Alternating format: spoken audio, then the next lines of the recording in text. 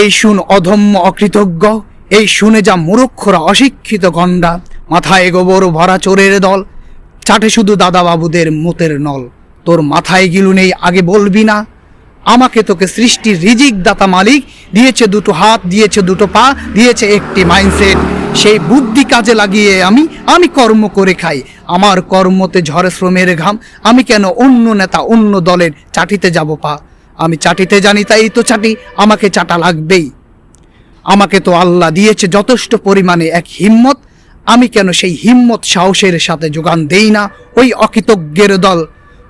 তুই কি আজীবন চাটিবি নেতার পা? হীনমন্যতাহীন মনুষ্যত্বহীন গিলুহীন অপ্রাসঙ্গিক, তুই এত আহম্মক কেন বল ওরে বোকারম?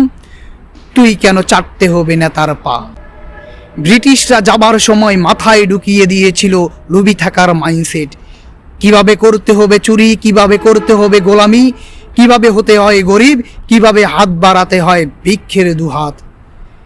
কেউ চায় না তার থেকে হও অধিক বড়, কেউ চায় না হও তুমি ধনী, হও দানবীর। তারা শুধু দেখতে চায় থাকো তুমি অভাবী। 54 বছরের ইতিহাসে দেখেছি কত দেশের কত যুদ্ধ, তাদের হয়েছে স্বর্ণের পাহাড়, আর আমরাই থেকে গেলাম গুহার চোর। শুধু চোরের দেশে হয়েছে শুধু যুদ্ধ, 71-এর চেতনা না থাকিলে হয়ে যায় সব রাজাকার। যুদ্ধ তো শুধুমাত্র একটি ইতিহাস, নয়তো কোনো সমাধান।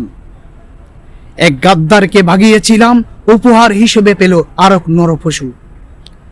মাঝখান থেকে বঙ্গরা পেলাম, রক্ত মাখা এক নদী, সেই নদী বইতে হবে যতদিন না পাও কুলতরি।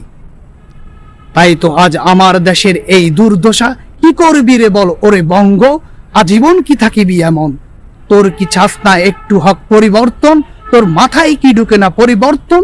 তুই কি সবসময় থাকিবি এমন?